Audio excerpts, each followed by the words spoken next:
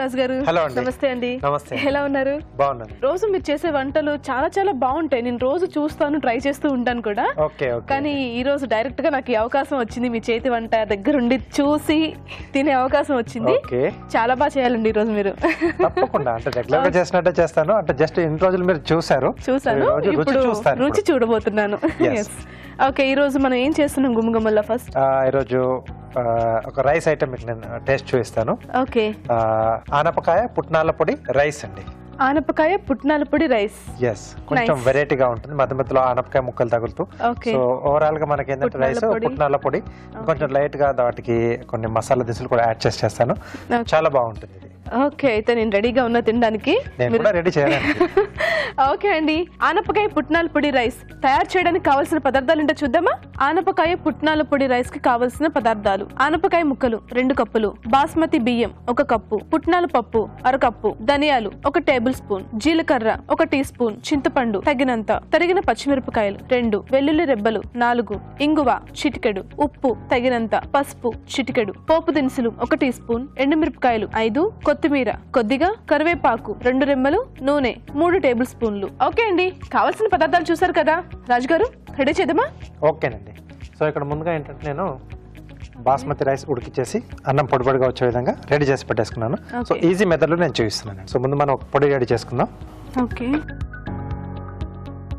So నూనె లేకుండా డ్రైగానే ఎండుమిరపకాయలు,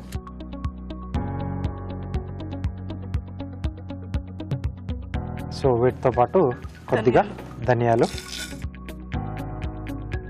కొద్దిగా జీలకర్ర. సో ఇవి కొంచెం మనకు దూరగా వేగాలి. సో వేయించుకోవాలి మనం. సో పుట్నాల పప్పు మనం ఆల్రెడీ అది వేయించిందే కాబట్టి సో మళ్ళీ ఇక్కడ నేను మళ్ళీ తిరిగి వేయించట్లేదండి. పుట్నాల పప్పు వేయించారు. సో ఇది ఆల్రెడీ వేయించిందే మనకి ఇలా వస్తుంది కదా. సో కాబట్టి మళ్ళీ వేయించాల్సిన అవసరం లేదు. దాన్ని డైరెక్ట్ గా మిక్సీ చేసేయచ్చు. డైరెక్ట్ మిక్సీ పట్టేసి. సో వీటిని ఒక మిక్సీ జార్లోకి తీసేసుకుందాం. ఓకే ఓకే, దీంట్లోనే పుట్నాల పప్పు,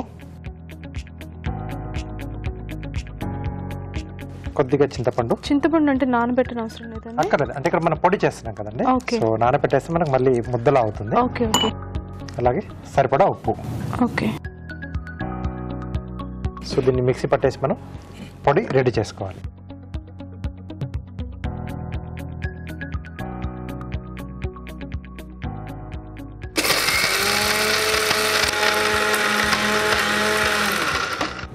పొడి రెడీ అయిపోయింది మనకి. సో పొడి రెడీ.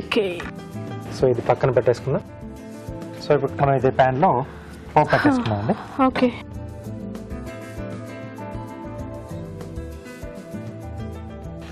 కొద్దిగా ఆయిల్.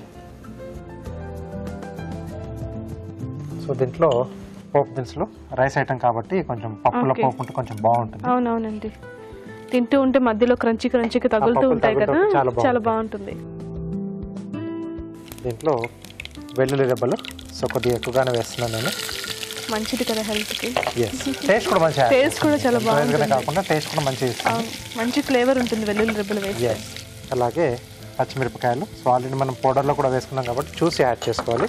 ఓకే, పౌడర్ లో ఎండుమిర్చి వేసాం. ఎండుమిర్చి వేసాం కదా, సో అది కూడా మనకు కొంచెం కారం ఇస్తుంది. కరివేపాకు, కొద్దిగా ఇంగువ. ఇంగువ. ఓకే,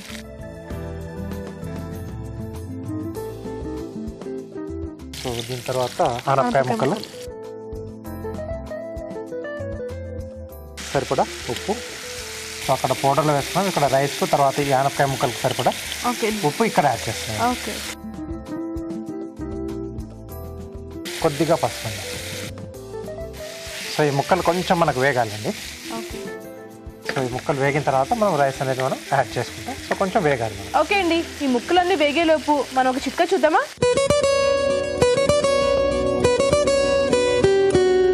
ఇప్పుడు మీకోసం మొదటి చిట్కా. చర్మం సున్నితంగా ఉండాలి, మృదువుగా ఉండాలి అంటే వారానికి ఒకసారి కొద్దిగా నిమ్మరసం, కొద్దిగా కొబ్బరి నూనె, అలాగే పెరుగు, ఈ మూడింటిని సమపాలలో తీసుకుని బాగా పేస్ట్ లాగా చేసుకుని ముఖానికి మెడకి మృదువుగా మర్దన చేసుకుని ప్యాక్ లాగా వేసుకుని ఒక 20 నిమిషాల పాటు అలాగే ఉంచుకుని దాని తర్వాత చల్లటి నీళ్ళతో వాష్ చేసుకుంటూ ఉండాలి. ఇలా వారానికి ఒకసారి కనుక చేస్తూ ఉన్నట్లయితే ముఖం మీద ఉన్నటువంటి చర్మం అంతా కూడా మృదువుగా, సున్నితంగా, ఆకర్షణీయంగా తయారవుతుంది. చిక్క చూసారు కదండి రాజుగారు, వేగిపోయినాయండి. వేగిపోయాయండి. మంచి స్మెల్ వస్తుంది ఆనపకాయ వాసన. పోపు అలాగే దీంట్లో మనం కొంచెం ఇంగువ కూడా వేసుకున్నాం. అవునవును, అన్ని కలిసి స్మెల్ చాలా వస్తుంది. మనకి వేగిపోయింది కదండి. ఓకేనండి, ఉడికిపోయింది. సో ఇప్పుడు దీంట్లో మనం ముందుగా రెడీ చేసి పెట్టేసుకున్నాం రైస్, అలాగే పుట్నాల పొడి. పుట్నాల పొడి అంటే ఇది ఎక్కువ క్వాంటిటీ వేసుకుంటారా? మనకి ఎంత సరిపడా అంత సరిపడా అంతే, మనకి ఎంత తినగలిగితే అంత. అంటే మనం చేసుకున్న రైస్ క్వాంటిటీకి ఎంత సరిపోతుందో చూసి అంతే మనం యాడ్ చేసుకోవాలి. ఓకే. సో ఏదైనా మనకు ఫుడ్లో కొంచెం ఓవర్ అయినా తినలేం అసలు. అవునవును. ఇంకా వేరే వెజిటబుల్తో కూడా ట్రై చేయొచ్చు దీన్ని. అన్ని రకాల వెజిటబుల్స్తో అలాగే ఆకుకూరలతో కూడా మనం ట్రై చేసుకోవచ్చు, బాగుంటుంది. సో ఇప్పుడు రైస్ కలర్ మొత్తం మారిపోయింది కదా పౌడర్ వేసిన తర్వాత. టోటల్గా టేస్ట్ అనేది బాగా వచ్చేస్తుంది మనకి. ఓకే. సో దీంట్లోనే కొంచెం మనం నువ్వులు యాడ్ చేసుకున్నా కొంచెం ఆ నువ్వుల ఫ్లేవర్ ఎక్కువ తెలుస్తుంది, లేదా అప్పుడప్పుడు కొంచెం పల్లీలు కూడా యాడ్ చేసుకున్నా ఆ టేస్ట్ అనేది కొంచెం డిఫరెన్స్ అనేది తెలుస్తూ ఉంటుంది మనకి.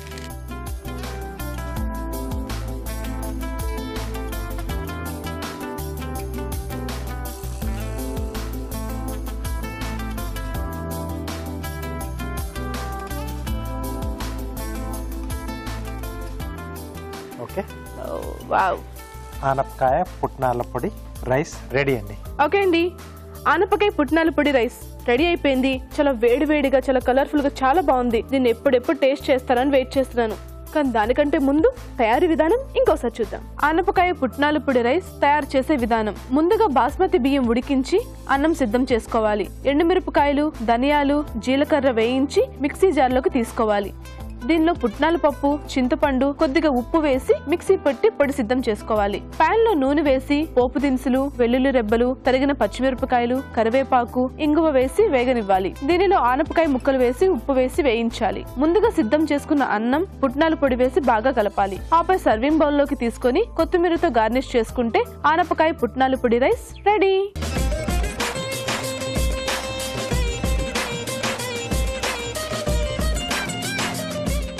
వావ్, వేడి వేడిగా ఆనపకాయ పుట్నాల పొడి రైస్ రెడీగా ఉంది. ఇంకెందుకు రాజుగారు లేట్, తిందాం రండి. వేడివేడిగా ఉన్నప్పుడే తినేసేయండి రైస్ ఐటమ్స్ అన్ని కూడా. చూస్తుంటే చాలా టెంప్టింగ్ గా ఉంది. yes, టేస్ట్ కూడా అంతే బాగుంటుంది. Very nice.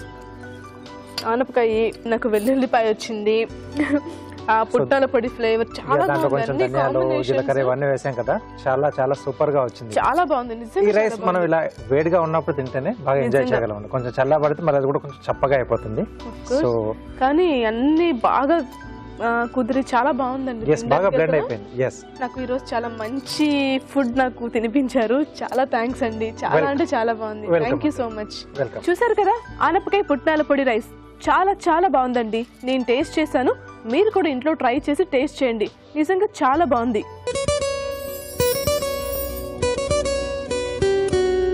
ఇప్పుడు మీకోసం మరో చిట్కా. మెరిసే జుట్టు మీ సొంతం అవ్వాలంటే ఈ చిట్కా ఫాలో అవ్వండి.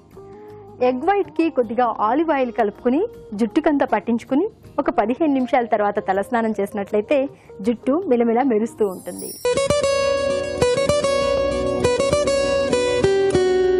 ఇప్పుడు మీకోసం మరో చిట్కా. ఒకప్పుడైతే ఇత్తడి పాత్రల్ని విరివిగా వాడేవాళ్ళు, కానీ ఈ మధ్య కాలంలో ప్లాస్టిక్లని, గాజు ఐటమ్స్ అని ఎక్కువగా వాడుతున్నాం. మళ్ళీ ఇప్పుడు ఇత్తడివే ఎక్కువ వాడడానికి ఇష్టపడుతున్నారు. మరి ఇత్తడి పాత్రలు శుభ్రపరచుకోవడం ఎలా? కాస్త మురికి పట్టినట్లుగా మరకలుగా ఉంటాయి కదా అనుకుంటే ఈ చిట్కా ఫాలో అవ్వండి. మందారాకులు, ఉప్పు కలుపుకొని ఇత్తడి పాత్రలను కనుక తోముకున్నట్లయితే ఈ మరకలన్నీ కూడా పోయి శుభ్రంగా కొత్త వాటిలాగా తలతలా మెరుస్తూ ఉంటాయి.